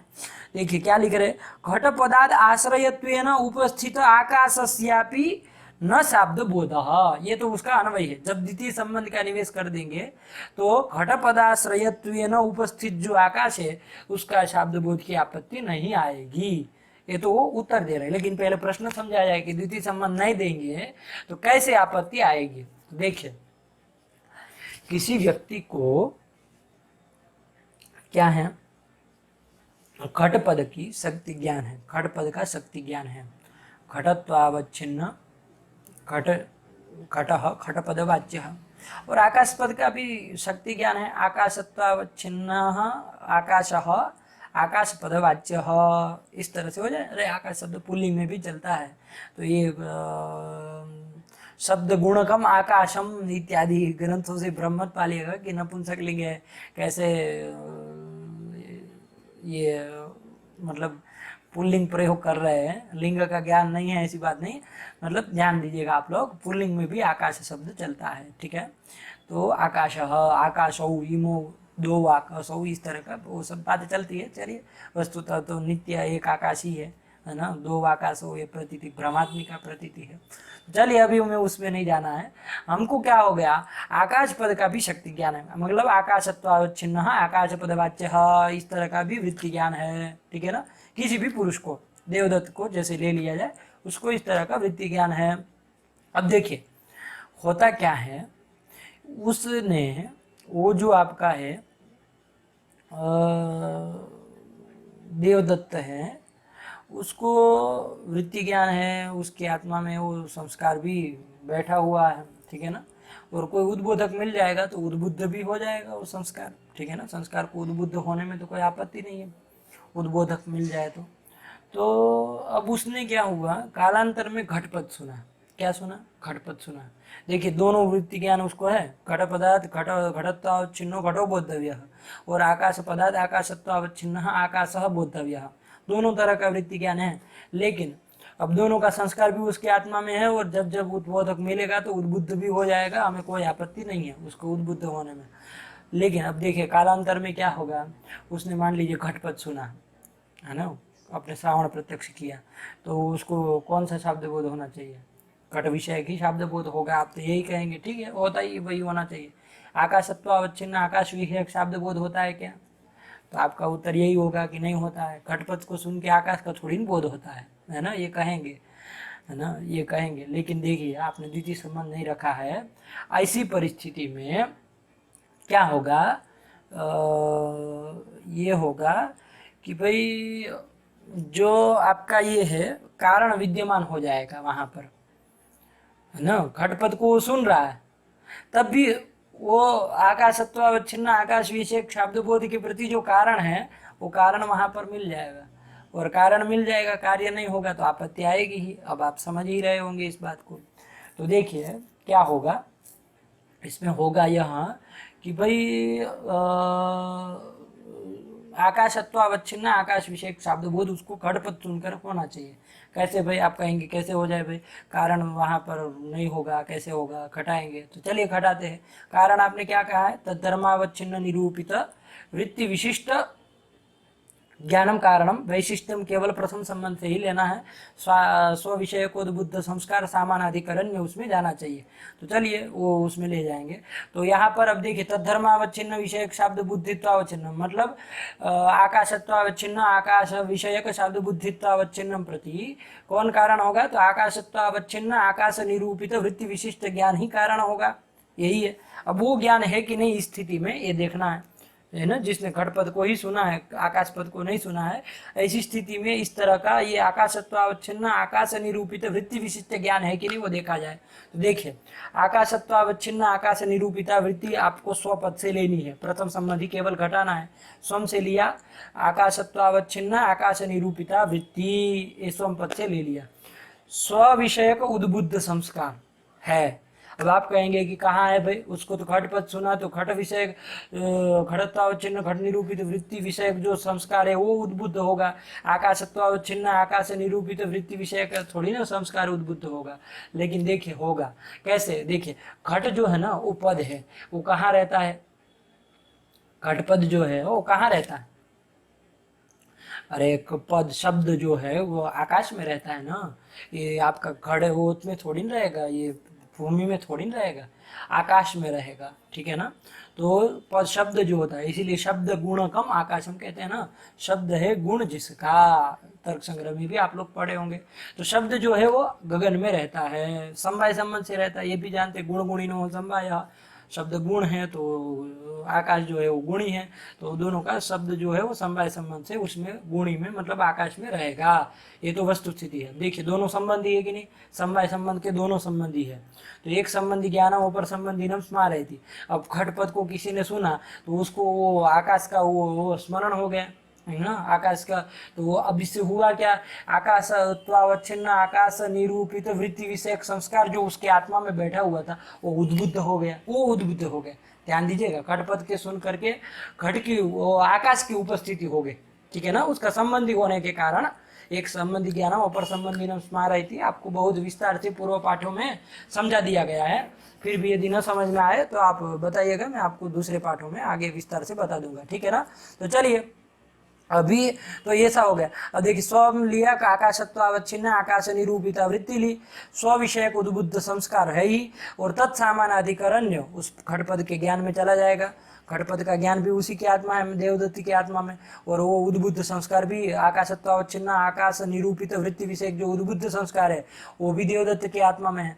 तो स्व विषयक उद्बुद्ध संस्कार सामानाधिकरण्य वो घटपद ज्ञान में चला गया कि नहीं चला गया, तो वृत्ति विशिष्ट ज्ञान तो वहां मिल गया, कारण रह गया। शब्दबोध होता है क्या आकाशत्वावच्छिन्न आकाश निरूपित वृत्ति, ओ शब्दबोध होता है क्या आकाशत्वावच्छिन्न आकाश विषयक शब्दबोध नहीं होता है, लेकिन शब्दबोध की आपत्ति आएगी। अब देखिए जब द्वितीय संबंध कह देंगे तो वारण भी हो जाएगा। अब मैं जल्दी करता हूँ, आप लोग समझ गए बात को। तो जब द्वितीय संबंध का निवेश कर देंगे तो स्वयं से लेंगे आकाशत्वावच्छिन्न आकाश निरूपिता वृत्ति ले ली, स्वाश्रय पद हो गया, कौन होगा ध्यान से, आकाशत्वावच्छिन्न आकाश निरूपिता जो वृत्ति होगी उसका आश्रय कौन पद होगा, आकाश पद होगा, होगा कि नहीं होगा, आकाश पद होगा। और तद विषयकत्व तो उस ज्ञान में है क्या, घटपद ज्ञान में घटपद विषयकत्व तो भले रहे, आकाश पद विषयकत्व तो है क्या, नहीं है। मतलब द्वितीय संबंध से वृत्ति विशिष्ट ज्ञान नहीं हुआ, तो वृत्ति विशिष्ट ज्ञान नहीं हुआ तो अब तो कारण नहीं रहा, कार्य भी नहीं होगा, कोई आपत्ति नहीं है देंगे तो यहाँ पर आपत्ति नहीं आएगी। क्या आपत्ति नहीं आएगी, तो आपत्ति ये नहीं आएगी कि मतलब जिसको घटपद के आश्रयत्वेन आकाश की उपस्थिति हुई है उसको आकाश विषयक शब्दबोध की आपत्ति नहीं आएगी। तो वही लिखा है द्वितीय संबंध से निवेशादेव घटपदाद आश्रयत्वेन उपस्थितस्य, घटपद से आश्रयत्वेन उपस्थित हो गया कौन, आकाश है ना, उसका न शब्दबोध है, उसका शब्दबोध नहीं होगा। ठीक है ना, घटपद का आश्रय वो है, आपको बहुत बढ़िया समझा दिया है, आप लोग समझ गए होंगे। फिर भी यदि प्रश्न रहता है तो आप लोग बाद में पूछ सकते हैं। ठीक है ना। अब देखिए दूसरा जो ये तो दो फल हो गए द्वितीय संबंध के, अब तीसरा भी इसमें दे रहा है। प्रथम संबंध के में तो दो ही फल दिए, द्वितीय संबंध के 3 फल दे रहा है, उसमें तीसरा है बस इससे मिलता जुलता है ये दूसरे वाले से, तो यही है, कुछ ज्यादा वो नहीं है। ठीक है ना। अब यहाँ क्या आपत्ति है कि भाई देखिए हम चैत्र नाम का पुरुष है, ठीक है ना, या देवदत्त है, ठीक है ना, उसको घटपद का वो है क्या, अरे घटपद का वृत्ति ज्ञान है ना, उसकी आत्मा में वो संस्कार भी बैठा हुआ है। अब कालांतर में क्या हुआ, चैत्र नाम के किसी आदमी ने बोल दिया, उस देवदत्त को कह दिया कि घट मानय, ठीक है ना, जिसको घटपद का वृत्ति ज्ञान संस्कार सब कुछ था, वो चैत्र नाम के किसी आदमी ने क्या कह दिया, घट मानय, ऐसा घटपद का उच्चारण कर दिया। घट मान लीजिए ऐसा ही कह दिया, एक मिनट, मान लीजिए ऐसा ही कह दिया, मान लीजिए केवल ऐसा ही कह दिया कि भाई क्या कह दिया कि भाई घट ऐसा कह दिया, चैत्र ने कह दिया। ठीक है ना। अब देखिए ये चैत्र और वो घट जो चैत्र जो घट पद बोला है वो दोनों का भी संबंध है, ध्यान दीजिएगा। जैसे वहां पर घट पद का और आकाश का संबंध बताया था, समवाय संबंध, उसी प्रकार यहाँ पर भी देखिएगा वो चैत्र जो घट पद बोला है उसका और वो घट पद का भी संबंध है। क्या होगा आप विचार करिए, अरे वो बोला है, वो पैदा किया ना घटपद को, तो मतलब वो जनक है, ये घटपद जन्य है, तो घटपद जन्य है मतलब उससे पैदा हुआ, और घटपद का जनक वो चैत्र पद है। ठीक है ना। तो ध्यान रखिएगा, तो जनकत्व संबंध के 2 संबंधी है, जन्य जनक भाव संबंध ले लीजिए कोई बात नहीं, उनके 2 संबंधी है, घटपद भी है और उसका जनक चैत्र जो है वो भी, दोनों संबंधी है। अब देखिए वो जो देवदत्त था जिसको वृत्ति ज्ञान हुआ है ना, वृत्ति ज्ञान उसको हुआ है, उसके आत्मा में संस्कार भी बैठा हुआ है। अब उसने घटपद सुना, अब वो घटपद सुन के क्या हो रहा है कि भाई उसको उसके जनक जो उसका जनक जो है कौन, चैत्र, घटपद का जनक कौन है भाई, अरे कौन बोला था, कौन उच्चारण किया था, वही तो उसका जनक हो जाएगा। तो उसका जो जनक है कौन, चैत्र, तो वो चैत्र का ये जनक, वो चैत्र जनक है। तो मान लीजिए वो घटपद को सुन करके उसका संबंधी जो चैत्र है उसका मान लीजिए वो उपस्थिति हो गई, मतलब स्मरण हो गया, है ना, तो उसका शब्दबोध होता है। वस्तु तो आप देखिए वो चैत्र जब कहेगा घट तो आपको घट विषयक शब्दबोध होगा ना, चैत्र विषयक शब्दबोध होगा क्या, नहीं ना होगा, चैत्र विषयक शब्दबोध नहीं होगा। ठीक है ना। लेकिन शब्दबोध की आपत्ति आएगी, उसी तरह का है, ठीक से घटाइए, चैत्रत्वावच्छिन्न चैत्र निरूपिता, चैत्रत्वावच्छिन्न चैत्र विषयक शब्दबोध की आपत्ति आएगी। क्यों, क्योंकि उसके प्रति कारण क्या है, वो कारण विद्यमान है। क्या कारण है, तो चैत्रत्वावच्छिन्न चैत्र निरूपित वृत्ति विशिष्ट ज्ञान कारण है। तो देखिए चैत्रत्वावच्छिन्न चैत्र निरूपित वृत्ति विशिष्ट जो ज्ञान है वो वहां पर विद्यमान है। चैत्र घटाइए, प्रथम संबंध से ही वैशिष्ट ले जाना है, तो चैत्रत्वावच्छिन्न चैत्र निरूपिता जो वृत्ति है वो स्वम पद से ले ली, स्व विषयक जो उद्बुद्ध संस्कार, ठीक है ना। अब उद्बुद्ध संस्कार हो गया उसको, अरे चैत्र चैत्र पदार्थ अयम पिंड विशेषो बोधव्य, इस तरह का भी उसको वृत्ति ज्ञान था, पता था कि इसका नाम चैत्र है, तो वो भी वृत्ति ज्ञान था। जैसे पूर्व में आकाश का भी वृत्ति ज्ञान था, वैसे यहाँ पर चैत्र का भी उसको वृत्ति ज्ञान है। तो चैत्र तो अवच्छिन्न चैत्र निरूपिता वृत्ति हुई, वो वृत्ति का वैशिष्ट ज्ञान में ले जाना है, घटपद के ज्ञान में, ठीक है ना, चला जाएगा। देखिए स्वम से लिया वो चैत्र तो अवच्छिन्न चैत्र निरूपिता वृत्ति, स्व विषयक जो उद्बुद्ध संस्कार है उसको जनकत्व उपस्थिति हो गई, स्मरण हो गया, तो चलिए वो उसका उद्बुद्ध संस्कार हो गया है वृत्ति ज्ञान का, है ना। तो चलिए उद्बुद्ध संस्कार हो गया, तो वो देवदत्त की आत्मा में है और वहां पर वो घटपद का ज्ञान भी है, तो सविषय को उद्बुद्ध संस्कार सामानाधिकरण घटपद के ज्ञान में चला गया कि नहीं चला गया, चला गया। इस तरह से वृत्ति चैत्रत्व अवच्छिन्न चैत्र निरूपित जो वृत्ति है उससे विशिष्ट ज्ञान हो, घटपद का ज्ञान हो गया। तो इस तरह कारण मिल गया, तो कार्य होना चाहिए, चैत्रत्व अवच्छिन्न चैत्र विषयक शब्दबोध होना चाहिए, लेकिन होता नहीं है। शब्दबोध की आपत्ति आएगी, कारण है तो कार्य होना चाहिए, तो आपत्ति आएगी। इस आपत्ति का वारण करने के लिए द्वितीय संबंध देना होगा। जब द्वितीय संबंध का निवेश कर देंगे तो वारण आपको पता है कैसे करेंगे, कैसे बोलेंगे, बोलिए आप लोग बोल के फिर मुझको सुनिए, ठीक है ना, 1 मिनट के लिए। चलिए तो आप लोग बोल लिए होंगे, समझ में आ गया होगा। तो ये होगा स्वम करके, क्यों, क्योंकि स्वम करके हम द्वितीय संबंध घटाएंगे, स्वाश्रय पद विषय का, तो स्वम लेंगे चैत्रत्व अवच्छिन्न चैत्र निरूपिता वृत्ति, स्व विषयक स्वाश्रय वृत्ति स्वाश्रय पद चैत्र पद तद विषयकत्व, वो घटपद के ज्ञान में है क्या, उसमें घटपद विषयकत्व है, चैत्र पद विषयकत्व नहीं है। तो इस तरह से किसी भी तरह से वैशिष्ट जो आपका है द्वितीय संबंध से वैशिष्ट नहीं गया, तो वृत्ति विशिष्ट ज्ञान वहां पर नहीं रहा। तो जब कारण नहीं रहा तो कार्य भी नहीं होगा, कोई आपत्ति नहीं आएगी। तो वही बात को उन्होंने लिख दिया कि भाई द्वितीय संबंधस्य निवेशादेव जनकतया उपस्थितस्य चैत्रादेश्च न बोधः, मतलब जनकत्वेन जो उपस्थित चैत्र है, घटपद का जो जनक है, वो जनकत्वेन उपस्थित जो चैत्र है, पद विषयक शब्द बोध की आपत्ति नहीं आएगी जब द्वितीय संबंध का निवेश कर देंगे। तब बात समझ में आई? इतना आप समझ गए होंगे, मैं समझ रहा हूँ। 1 मिनट के लिए रुकिए, मैं आपसे जुड़ रहा हूँ। चलिए आइए, बीच में थोड़ा व्यवधान होता रहता है, चलिए कोई बात नहीं। व्यवधानम सोढ़वापि अस्माभिः स्वकार्यम क्रियते, चला जाए। चलिए आइए, तो इस तरह से प्रथम द्वितीय संबंधों का, दोनों संबंधों का पदकृत्य विचार कर लिया, मतलब दोनों संबंधों का निवेश करना पड़ेगा, इस बात का हम लोगों ने विचार कर लिया, ठीक है। अब देखिए ये तो हमने कर लिया, अब आगे चलना है। तो यहाँ तक का ग्रंथ आप लोगों को समझ में आ गया होगा। एक बार मैं इस पंक्ति जो है उसका अन्वय करके बोल देता हूँ ताकि आपको स्पष्ट हो जाए, ठीक है ना। अतः मतलब ये उभय संबंधस्य निवेशादेव, अब आप जोड़ लेंगे प्रथम संबंध के निवेश से क्या, कौन सी शब्द बोध की आपत्ति नहीं आएगी और द्वितीय के निवेश करने पर कौन सी आपत्ति नहीं आएगी। देखिए इसमें 5 फल बताए गए हैं, 5 में पहले 2 प्रथम संबंध के फल है और बाद के जो 3 है वो द्वितीय संबंध के फल है। तो आप लोग स्वयं विवेक कर लेंगे किस तरह से होगा।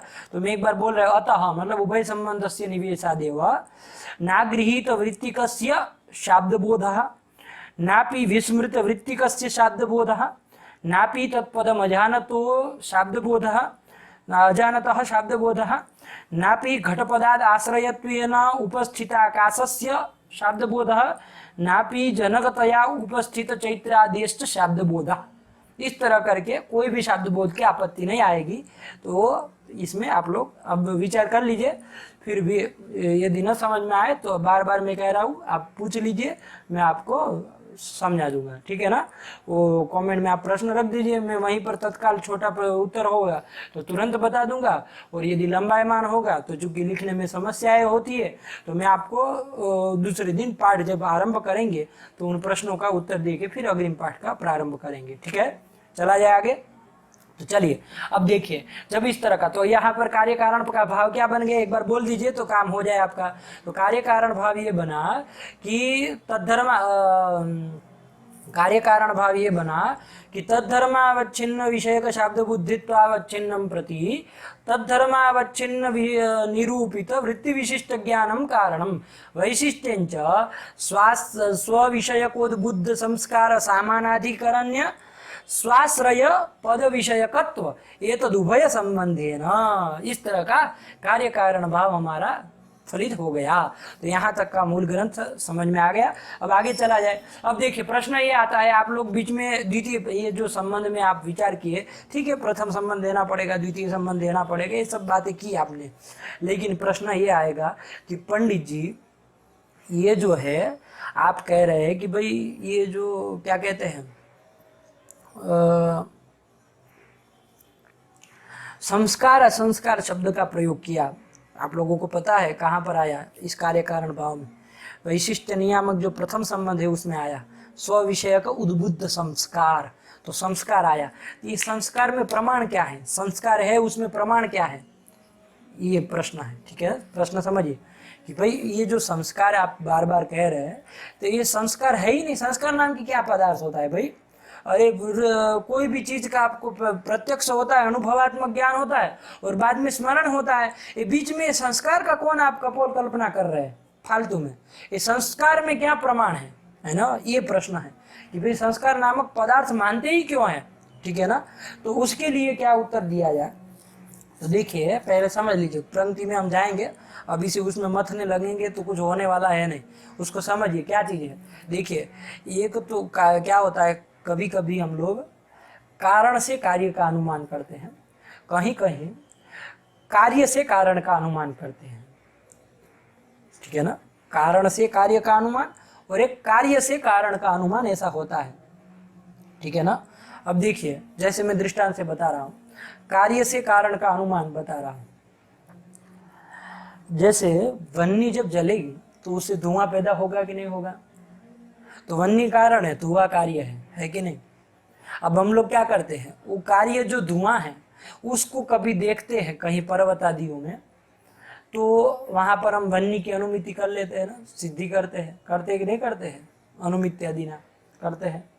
तो ये जो कैसे किया, कार्य के द्वारा कारण की सिद्धि की, मतलब कार्य जो धूम था, वन्नी का कार्य है, वो वन्नी से ही तो पैदा होता है, वन्नी जलाएंगे तब धुआं होगा ना, ऐसे ही थोड़ी धुआं पैदा होता है, ऐसी लकड़ी पड़ी है तो थोड़ी धुआं होगा, उसको जब जलाएंगे आग लगाएंगे तब जाके धुआं होगा। तो धुआं जो है वो कार्य है, आग जो है कारण है, सामान्य रूप से यही कहा जाए। तो उस धुआं जो कार्य है उसको देख करके, कार्य को देख के आप क्या करते हैं, कारण का अनुमान करते हैं कि भाई धूम है, मतलब धूम कब होता है, मतलब वो जब उसका जनक होगा, उसका कारण जब वन्नी रहेगी तभी होता है, मतलब वन्नी वहां जरूर होगी। इस तरह करके हम अनुमान करते हैं कि नहीं करते? करते हैं। अब यहाँ पर भी देखिए संस्कार, आपका प्रश्न था कि भाई संस्कार में क्या प्रमाण है, संस्कार है इसमें क्या प्रमाण है? संस्कार नामक कोई प्रमाण माने, कोई पदार्थ मानिए ही मत, वो अनुभवात्मक पहले ज्ञान मानिए और स्मरण होता है उसका, ये मानिए, बस इतना ही तो मानिए। अब ये क्या मतलब बीच में एक संस्कार जोड़ दिए? तो वैसे हम लोगों ने इसमें विचार किया था कि भाई संस्कार क्यों माना जाता है, लेकिन फिर भी आज उसका वस्तुतः विचार आया है तो उसको कर लेना चाहिए। तो देखिए संस्कार को मानना जरूरी होगा। देखिए स्मरण होता है कि नहीं होता, जैसे आप लोग कहीं प्रवास में कहीं घूमने के लिए गए, कहीं पर कोई चीज को, किसी महल को देख लिया, तो उसको आप देख लिए, चक्षुर इंद्रिय के द्वारा अनुभव किए, ठीक है ना, तो वो तो जब तक आप देखे तब तक ज्ञान रहा, वो 2 क्षण में जब आग को घुमाए तो वो प्रत्यक्ष ज्ञान नष्ट हो गया कि नहीं हो गया, अनुभवात्मक ज्ञान तो चला गया। अब आप मान लीजिए 1-2 महीने वो घर जाते हैं प्रवास में घूम घाम के, और 1-8 साल बाद कभी कभार कोई बात आ जाती तो आपके दिमाग में वो आपको मतलब स्मरण हो जाता है ना उसका, क्या, किसका, वो महल का स्मरण हो जाता है ना। कोई मान लीजिए वो महल ऐसा कोई बोल दिया, चाहे कुछ भी उसका प्रसंग ले आया वो महल के विषय का, तो आपको पूरे महल का स्मरण हो जाता है ना, हाँ वहाँ पर ऐसी ऐसी दीवारें थी, ऐसा ऐसा वो था वे था, ये सब होता है ना, तो वो स्मरण हो रहा है, ये स्मरणात्मक ज्ञान है। पहले जो आप किए थे वो तो अनुभवात्मक ज्ञान है, जो अब चक्षुर इंद्रिय के द्वारा देखे थे वो तो चाक्षुष प्रत्यक्ष किए थे, जो कि 2 क्षण में नष्ट हो गया था। लेकिन ये जो आप कर रहे हैं, आप 1-8 साल बाद चाहे 1 महीने बाद, वो आपका स्मरणात्मक ज्ञान हो रहा है। अब मुझे ये बताइए, ये स्मरणात्मक ज्ञान होता है, ये तो सर्वानुभव सिद्ध है, इसके प्रति क्या कारण है? आप कहेंगे कि भाई वो जो पूर्व में अनुभव हुआ था, हमने चक्षुर इंद्रिय के द्वारा देखा था उस महल को, वही कारण है उसमें। तो कहेंगे पंडित जी वो ज्ञान तो कब का नष्ट हो गया, 2 क्षण में ही रहा था, 2 क्षण ही रहा, तीसरे क्षण में नष्ट हो गया था। तो जब वो चीज है ही नहीं तो वो कहाँ से पैदा कर देगी उस स्मरण को, है? तो उसको तो कारण नहीं ना मान सकते हैं, तो क्या कारण कहेंगे? तो बीच में एक हम क्या करते हैं, संस्कार की कल्पना करते हैं, क्या करते हैं, संस्कार की कल्पना करते हैं और कहते हैं कि उस जो अनुभव हुआ था चक्षुरिंद्रिय के द्वारा वो तो 2 क्षण में नष्ट हो गया, लेकिन वो नष्ट होते होते वो संस्कार को पैदा करके चला गया। वो संस्कार उसकी आत्मा में बैठा हुआ है, महल विषयक संस्कार। अब कालांतर में किसी ने वो महल का वो नाम ले लिया किसी भी तरह, तो वो संस्कार उद्बुद्ध हो गया और उस संस्कार ने क्या करा दिया, स्मरण करा दिया। तो क्या निकला, ये संस्कार जो है वो जनक है और स्मरणात्मक ज्ञान जो है वो जन्य है। अरे संस्कार से ही वो पैदा हुआ तो वो जन्य हो गया ना। तो स्मरणात्मक ज्ञान जो कार्य है, उस कार्य को देख के हम कारण का अनुमान करेंगे कि उसका कारण जो है तो वो कोई होगा। वो कारण क्या होगा, तो वो संस्कार मानना पड़ेगा। ठीक है ना। इसको मैंने पूर्व पाठों में एक जगह आप सुनेंगे तो उसमें मैंने आपको इस बात को ये मीमांसा का जो याग और उसका स्वर्ग का जो वो है उसका दृष्टांत रख के मैंने बताया था, बीच में एक अदृष्ट की कल्पना करनी पड़ती है। तो उसी प्रकार का आप एक बार सुन लीजिएगा, तो उसको दोहरा लीजिएगा, समझ में आ जाएगा। तो यहाँ पर भी क्या होगा, स्मरणात्मक जो कार्य है, ज्ञान है, ज्ञान रूप स्मरणात्मक जो कार्य है उसको देख करके क्या किया जाएगा, उसके कारण का अनुमान किया जाएगा। क्या है उसका कारण, तो उसको तो कह नहीं सकते आप अनुभवात्मक को, अनुभवात्मक जो पूर्व में ज्ञान था, क्योंकि वो तो 2 क्षण रहा, नष्ट हो गया। जब जो चीज है ही नहीं, अरे मैं रहूं तब मैं आपको 100 रुपये दूं ना, मैं हूं ही नहीं तो आपको कैसे 100 रुपये दे दूंगा है।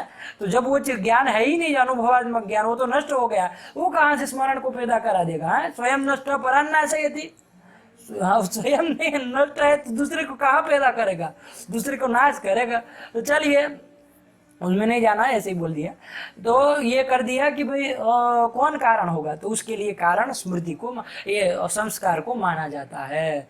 तो वही चीज वो लिख रहे हैं कि भाई संस्कार कल्पिका वृत्ति ही स्मृति, कि भाई ये जो वृत्ति का जो संस्कार है, ठीक है ना, क्योंकि मूल में जो बात आई थी वो चूंकि सामान्य संस्कार नहीं था, प्रथम संबंध स्व विषय का उद्बुद्ध संस्कार, मतलब वृत्ति विषय का उद्बुद्ध संस्कार। तो वृत्ति विषयक संस्कार की ही बात थी ना। तो ये वृत्ति विषयक संस्कार में क्या प्रमाण है, तो वो कहा कि वृत्ति विषयक जो संस्कार है वो क्या है आपका, वृत्ति विषयक संस्कार जो है वो उसकी अनुमापिका, मतलब उसका अनुमान कौन कराएगी, तो वृत्ति का जो स्मरण है, स्मरणात्मक ज्ञान है, जो कार्य है, उसको देख करके इसका अनुमान किया जाएगा। तो वही लिख रहे संस्कार कल्पिका च वृत्ति स्मृति रेव, संस्कार की अनुमापिका, जैसे वन्नी का अनुमापक धूम होता है, उसी प्रकार ये जो संस्कार है उसका अनुमापक, वो वृत्ति का जो स्मरणात्मक ज्ञान है वही क्या हो जाएगा, उसका अनुमापक हो जाएगा। कहने का तात्पर्य वृत्ति का जो स्मरणात्मक ज्ञान है ना, उसका स्मरण हो रहा है तो उसके प्रति कोई ना कोई अवश्य कारण होगा। वो कारण कौन होगा, वो अनुभवात्मक वृत्ति ज्ञान तो कह नहीं सकते, वो तो 2 क्षण में नष्ट हो गया है ना। तो कौन होगा, तो बीच में ये संस्कार वृत्ति विषयक संस्कार होगा। तो वृत्ति विषयक संस्कार की अनुमापिका कौन हुआ, वृत्ति विषयिणी जो स्मृति है वही उसकी अनुमापिका हो गई। बात समझ में आई। अब आप प्रश्न करेंगे कि पंडित जी ये वृत्ति का स्मृति जो है उसको आप कह रहे हो उसके द्वारा आप संस्कार का अनुमान कर लेंगे, है ना, ये कह रहे हैं। तो ठीक है, कोई बात नहीं, लेकिन वृत्ति स्मृति है उसमें क्या प्रमाण है? ये भी बात है कि वृत्ति स्मृति है उसमें क्या प्रमाण है, उसमें प्रमाण दीजिए। पहले वो तो सिद्ध करिए। अरे पहले धूम तो आप सिद्ध करिए कि भाई उसमें धूम है, यदि दिखेगा आप बताएंगे तब तो ठीक है, उस धूम से वन्य का अनुमान कर ले। यहाँ पर भी ठीक है, पहले वृत्ति स्मृति पता चल रहे तो फिर उसके द्वारा संस्कार की भी कल्पना कर लेंगे। लेकिन वृत्ति स्मृतौ किम प्रमाणम, वृत्ति की स्मृति है, वृत्ति का स्मरण होता है, इसमें क्या प्रमाण है, तो उसमें क्या कहेंगे, तो उसमें शाब्द बोध प्रमाण है पंडित जी, उसका कार्य। देखिए वृत्ति स्मृति हुई तब तो पदार्थोपस्थिति होकर के बाद में जाके शाब्द बोध हुआ ना। वृत्ति स्मृति ही होती तो पदार्थोपस्थिति वगैरह होना नहीं था, पद ज्ञान तो हो जाता खैर, लेकिन पदार्थोपस्थिति नहीं होती, शाब्द बोध नहीं होता, तो शाब्द बोध नहीं होता ना। लेकिन शाब्द बोध हो रहा है, इसका मतलब वृत्ति स्मृति है। बात समझ में आई। तो शाब्द बोध रूप कार्य को देख के उसके कारण का अनुमान किया जाएगा, किसका, वृत्ति स्मृति का। और वृत्ति स्मृति रूप कार्य को देख के उसके कारण का अनुमान किया जाएगा वृत्ति विषयक संस्कार का। बात समझ में आई। तो इस तरह से ये क्रम है। चलिए देखा जाए तो वही लिख रहे संस्कार कल्पिका च वृत्ति स्मृति रेव, ये हो गया। अब प्रश्न आ गया कि वृत्ति स्मृतौ किम प्रमाणम, तो कहा कि भाई शब्द बुद्धि रेव, शब्द बुद्धि उसमें प्रमाण है, शब्द बोध होता है। इससे क्या निकलेगा कि भाई पहले वृत्ति स्मृति जरूर रही होगी, क्योंकि मान लीजिए वृत्ति स्मृति नहीं हुई होती, घटपद का श्रवण तो कर लिया, वृत्ति स्मरण नहीं हुआ, संबंध का स्मरण नहीं हुआ, तो पदार्थ उपस्थिति होनी नहीं थी, शब्द बोध भी नहीं होता। लेकिन शब्द बोध हो रहा है, उसका मतलब वृत्ति स्मृति अवश्य रही होगी। तो वृत्ति का स्मरणात्मक ज्ञान, तो वृत्ति स्मृति में क्या प्रमाण है, तो शब्द बोध रूप जो कारण है, उस शब्द बोध रूप जो कार्य है, उस कार्य को देख के हम किसकी कल्पना करेंगे, अनुमान करेंगे, वृत्ति स्मृति का अनुमान करेंगे। और उस वृत्ति स्मृति को वृत्ति स्मृति के द्वारा वो वृत्ति विषयक संस्कार का अनुमान करेंगे। बात समझ में आई कि नहीं आई? तो इस तरह से वो लिख रहे संस्कार कल्पिका च वृत्ति स्मृति रेवा। अब क्या प्रश्न आ गया, वृत्ति स्मृतौ किम प्रमाणम, तो कहा शब्द बुद्धि रेवा इति वा अन्य देतत। ठीक है ना, शब्द बुद्धि रेव वा इति अन्य देतत। देखिए यहाँ वा शब्द जो आया वो समुच्चय अर्थ में आया है। ठीक है ना, ये वा शब्द कोई विकल्पार्थक नहीं है। ठीक है ना, विकल्पार्थक ये वा भी आता है, ये नहीं, अधिकतर यही आप लोग सुने होंगे प्रक्रिया ग्रंथों में, वाह मतलब विकल्प, निषेध विकल्प जो हो, विभाषा संज्ञा स्या, तो वाह की विकल्प, वाह मतलब आप यही समझते हैं। ठीक है ना, नवेति विभाषा, तो वाह मतलब विकल्प समझते हैं, लेकिन वाह जो है ना निपात है, और निपात जो होते हैं वो अनेक अर्थक होते हैं, केवल एक अर्थ नहीं होता है। तो वाह का विकल्प अर्थ भी होता है, उसका समुच्चय अर्थ भी होता है, तो समुच्चय अर्थ में है। ठीक है ना, तो इस तरह ध्यान दीजिएगा। तो अब देखिए यहाँ एक बात ये आएगी, शब्द बोध में क्या प्रमाण है। आपने कहा संस्कार की अनुमापिका वृत्ति स्मृति है, वृत्ति स्मृति की अनुमापिका शब्द बुद्धि है, लेकिन शब्द बुद्धि की अनुमापिका कौन है, कैसे जाने शब्द बोध, है ना। शब्द बोध में क्या प्रमाण है, शब्द बोध होता है, तो देखो शब्द बोध तो अपने को होता है ना, स्वयं जानते हैं कि हाँ मुझे शब्द बोध हुआ, तो इसमें किसी अनुभव अपना स्वयं जान रहे हैं कि मुझे शब्द बोध हुआ। लेकिन हाँ ये बात है, किसी दूसरे आदमी को शब्द बोध हुआ कि नहीं वो कैसे जानेंगे, दिखता तो नहीं है, उसके सर पे लिख के नहीं आ जाता है ना कि इसको शब्द बोध हो गया, ओके ये काम कर सकता है, ऐसा नहीं ना होता है। तो शब्द वहाँ उधर पर व्यक्ति जो है, दूसरा कोई व्यक्ति, उसके शब्द बोध होता है, तो उसके शब्द बोध में क्या प्रमाण है, कैसे पता चलेगा कि उसको शब्द बोध हुआ, है ना। शब्द बोध में क्या प्रमाण है, मतलब पर व्यक्ति की आत्मा में जो शब्द बोध है, वो शब्द बोध में क्या प्रमाण है, उसको शब्द बोध होता है उसमें क्या प्रमाण है। तो उसके लिए कहिए कि उसकी चेष्टा, उसकी क्रिया को देख के पता चल जाएगा कि हाँ उसको शब्द बोध हुआ। जैसे देवदत्त ने, चैत्र ने कहा कि घटामान है, तो देवदत्त खड़ा होके क्या हो गया, घड़ा लेने चला गया, वो घड़ा लेके आके वहाँ चैत्र के सामने रख दिया। ठीक है ना, अब इससे क्या समझेंगे आप कि हाँ उसको शब्द बोध हुआ, घटमान ये सुना, उसको शब्द बोध हुआ, ये समझ में आया कि नहीं आया, कैसे जाना, तो उसकी चेष्टा के द्वारा, किसके द्वारा, चेष्टा के द्वारा। चेष्टा मतलब क्रिया, उसने जो खड़े होके गया, पाद विक्षेप किया और घड़ा लेके आया, वहां रखा, तो ये जो चेष्टा उसकी क्रिया है, उस क्रिया को देख के, क्योंकि उसको शब्द बोध नहीं हुआ होता, वो खड़ा होता ही नहीं, बधिर मुख होके वो देखता रहता चैत्र को कि अरे क्या बक रहा है ना, या तो पूछता है क्या कह रहे हो पंडित जी, लेकिन ये सब नहीं, वो खड़ा होके चला लेके आ गया। तो इस चेष्टा को देख के हम परगत जो शब्द बोध है उसका भी अनुमान कर सकते हैं।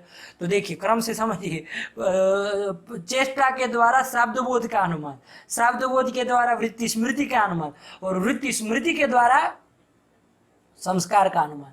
तो इस तरह से हो जाएगा। ठीक है ना, तो संस्कार की कल्पिका मतलब अनुमापिका वृत्ति स्मृति, वृत्ति स्मृति के अनुमापिका शब्द बुद्धि, और शब्द बुद्धि की अनुमापिका चेष्टा। हो जाएगी कि नहीं हो जाएगी। अब आइए यहाँ पर जो वाह शब्द लिखा वो समुच्चयार्थक है। अब किसका समुच्चय करना है, तो वो चेष्टा का समुच्चय कर लेना, चेष्टा को भी समझ लेना। जैसे मैं कहूँ घटम आन, घटम चाहनय, मतलब च से किसी और को भी लाना है, मतलब पटम जो भी होगा तो उसको आप समझ जाएंगे कि पट को भी ले आना। उसी प्रकार यहाँ पर शब्द बुद्धि रेव, एक वाह एक कह दिया, तो वाह से चेष्टा को भी अभी साथ में ले लेना है, तो वो भी अनुव्यापिका होगी शब्द बुद्धि के प्रति। तो क्रम से मैं समझ रहा हूँ, आप लोग समझ गए होंगे। थोड़ा जल्दी में ये पाठ को करना पड़ा है। यदि आप लोगों को जल्दी जल्दी में कहीं समस्या आ रही सुनने में, तो आप इसमें यूट्यूब में आपको ये सुविधा मिलती है कि भाई ऊपर वो 3 डॉट्स होते हैं, उसमें जाके वहाँ थोड़ी स्पीड आप कम करके उसको सुन सकते हैं। ठीक है ना। तो इस तरह से थोड़ा स्पीड कम करके भी आप सुन सकते हैं, क्योंकि अब मुझे ये पाठ को किसी लिमिट में समाप्त करना था, इसलिए मैंने कर दिया। तो चलिए, यहाँ तक का ग्रंथ हो गया। संस्कार कल्पिका मतलब अनुमापिका च वृत्ति ही स्मृति रेव, शाब्द बुद्धि रेव वा से समुच्चय अर्थ कह दिया, मतलब चेष्टा का समुच्चय कर लीजिएगा। इति अन्य देता, तो ये बात यहाँ तक नागेश जी ने विचार कर दी। बात समझ में आई। यहाँ तक आज पाठ रखते हैं, यहीं पर भगवती के चरणों में इस पाठ को रखते हैं, यहीं पर समापन करते हैं। तो चलिए, पाठ समाप्ति में भी मंगलाचरण करना चाहिए, तो हम लोग कर लेते हैं। व्याज स्वीकृत सेवया विदुरभूदगरे सरः श्रीमतां मानव्याहति कैतवा वनमनादिशस्त्रिलोकीपतिः संभिन्नाब्जकुलप्रसूति विभवादम्फोजमब्जालयो यस्य श्रीगिरिजापदाम्बुजयुगं तत्स्यादभीष्टप्रदं भगवत्यै नमः। जगदम्बिकायै नमः। नमो वागवादिन्ये। अस्तु, धन्यवाद।